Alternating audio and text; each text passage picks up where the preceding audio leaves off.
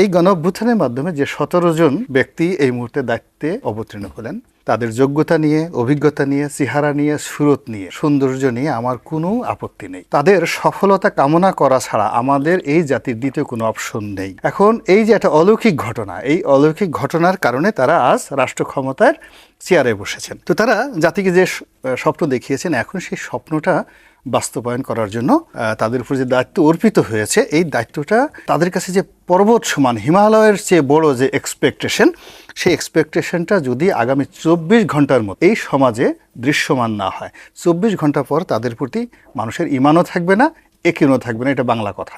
আশায় বুক বাঁধে মানুষ, কিন্তু আশার ভেতরে যদি কোনো হতাশা ঢুকে তখন মানুষ কিন্তু দিকবিদিক হয়ে যায়। তো আমাদের জাতীয় জীবনে আশার মধ্যে হতাশা ঢুকেছে কি, সে বিষয়টি নিয়েই আমরা আলোচনা করব প্রত্যাশার নতুন সরকার নিয়ে এবং প্রবীণ ও নবীনের সমন্বয়ে যে সরকারটি গঠিত হয়েছে, অর্থাৎ 17 জন উপদেষ্টার সরকারের মধ্যে 13 জন উপদেষ্টা এবং একজন প্রধান উপদেষ্টা ডক্টর মোহাম্মদ ইউনূস, তার নেতৃত্বে 14 জন আজকে শপথ নিয়েছে।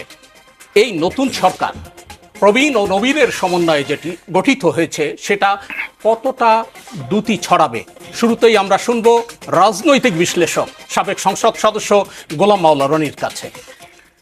ধন্যবাদ জনাব ফয়সাল।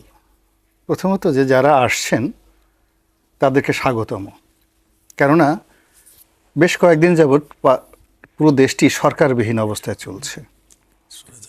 তো এই যে 5 তারিখে একটা অপ্রত্যাশিত গণ অভ্যুত্থান, বিকজ পুরোটা দিন আমি মাঠে ছিলাম, একেবারে যেদিন কারফিউ ছিল 12টা পর্যন্ত আমি মাঠে ছিলাম, 12টার পর আমি অফিসে এসেছি, ফলে পুরো ঘটনাটা আমার চোখের সামনে ঘটলো। তো 5 তারিখে 2টার সময় যদি সাবেক প্রধানমন্ত্রী উনি হেলিকপ্টারে উঠে থাকেন, তাহলে আমি রাজপথ থেকে যখন আসছি, অফিসে আসছি, আমার এই সময়টার মধ্যে 12টার মধ্যে আমি ঢাকা শহরের কোথাও একটা জমায়েত দেখিনি ওই দিন 12টার মধ্যে।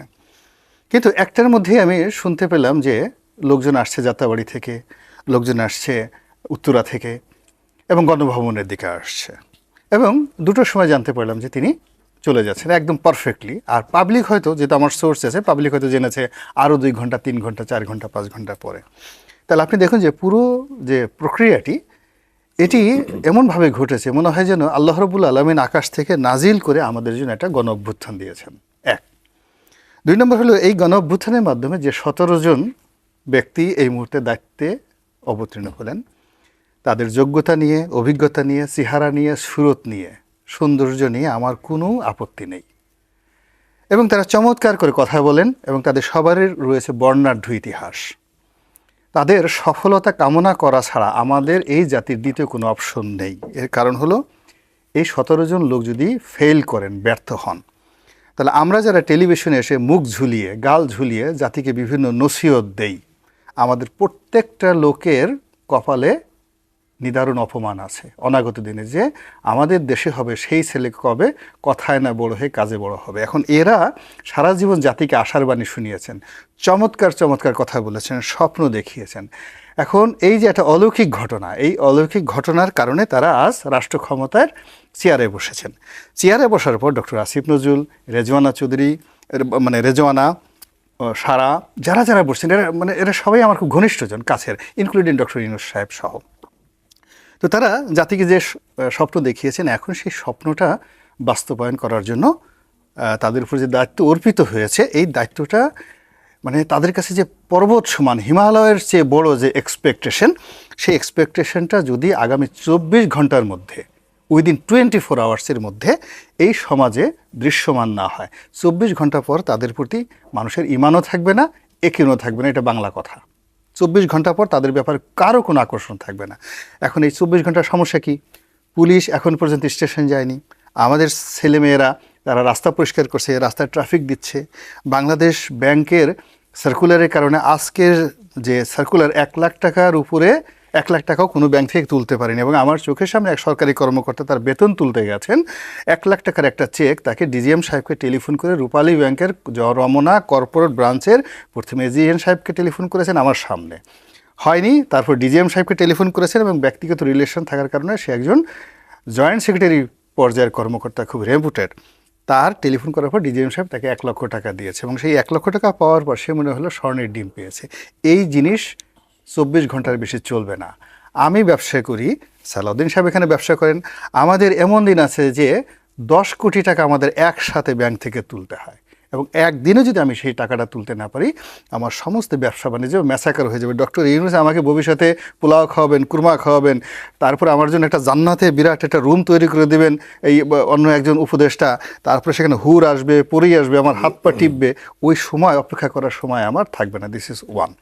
সেকেন্ড থিং হলো, এই মুহূর্তে আমি যে ভয়াবহ বিপদ এই 17 জনের মধ্যে দেখতে পাচ্ছি, এদের কেউই প্রো পিউপিল নয়, মানে তাদের সঙ্গে জনগণের সাথে, মাস পিউপিলের সাথে যে পলিটিক্যাল কানেক্টিভিটি এদের কারোর নেই, অ্যাটাচমেন্টও কম, কোনো নেই। They do not have any political connectivity. তারা অনেক ভালো জ্ঞানী, গুণী, সমস্ত কিছু। 2 নম্বর হলো যে রাজনীতির 90% প্রবলেম সলভ হয় হলো জনগণের সাথে কথাবার্তা এবং তাদের সাথে আলাপ আলোচনার মাধ্যমে।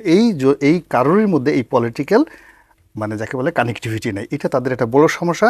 তারা যদি মোবাইল ফোন খোলা না রাখে, দরজা বন্ধ রাখে, এই 24 ঘন্টা পরে তারা আর বেরোতে পারবে না।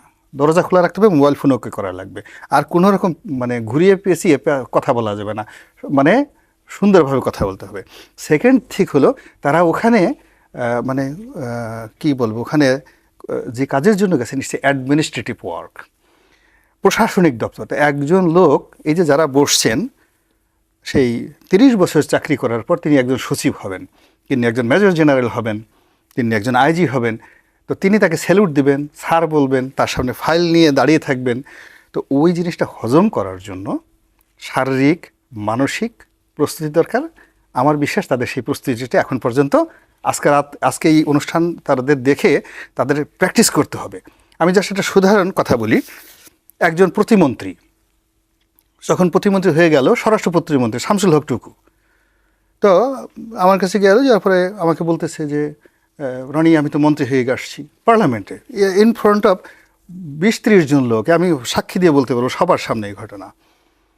তো বলছে আপনি মন্ত্রী হয়েছেন নাকি? আমি বললাম আপনি মন্ত্রী হয়েছেন নাকি, আপনাকে স্যালুট দেয়, পুলিশের আইজি স্যালুট দেয়? তা আমি বললাম যে, সে বলে যে হ্যাঁ দেয়। না রে ভাই, আমার পছন্দ হয় না। তো বলছে রনি তুমি কিন্তু আমার বলছে তোমার কাছে আমি টাকার জন্য গেছিলাম, আমার কিন্তু 5,000 টাকা দেওয়া নাই। তা আমি দূর মিয়া, আপনি নমিনেশন পাবেন আমি জানতাম নাকি?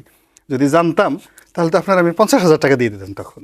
শামসুল হক টুকু তো বলছে ভাই তুমি হাসা কথা কইছাও, এই কথা সবাই আমারে বলে।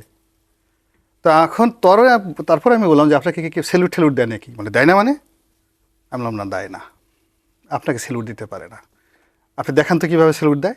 তো সে পার্লামেন্টে দাঁড়িয়ে দাঁড়িয়ে সে আমাকে দেখাচ্ছে, অভিনয় করে যে এইভাবে তাকে আইজি সাহেব স্যালুট দিচ্ছে।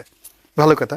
আমি নজরুল ইসলাম বাবু ডাকলাম, এই বাবু এদিকে আসো, এই ইকবালুর রহিম এদিকে আসো, এই মোরাজ্জং এদিকে আসো, দাঁড়াও দেখো টুকু সাহেবরে নাকি আইজি সাহেব স্যালুট দেয়, দেখো তো স্যালুটটা হয়েছে নাকি, আবার দেখান। এবং সে অভিনয় করে আবার দেখালো। ফলে এই যে দেখুন যে একটা সম্মান গ্রহণ করার মতো যদি তার মন মানসিকতা চরিত্র না থাকে, ওই অযোগ্য লোককে ওই জায়গাতে বসালে কি অবস্থা হয় তার বাস্তব প্রমাণ জননেত্রী শেখ হাসিনা এই বাংলাদেশে দেখাই গেছে। তো সেখানে এই 18 কোটি মানুষের দেশে এই একটা বিশৃঙ্খল পরিবেশে এই 17 জন মানুষের ফিজিক্যাল ফিটনেস, মেন্টাল ফিটনেস এবং ফাইন্যান্সিয়াল ফিটনেস, পকেটে অভাব অভিযোগ থাকলে হবে না। যদি মানে প্রতিশোধ থাকে, হাত নেওয়ার অভ্যাস থাকে, তাহলে হবে না। তাদেরকে ফেরেশতার মতো ওইরকম ইমান এখানে থাকতে হবে।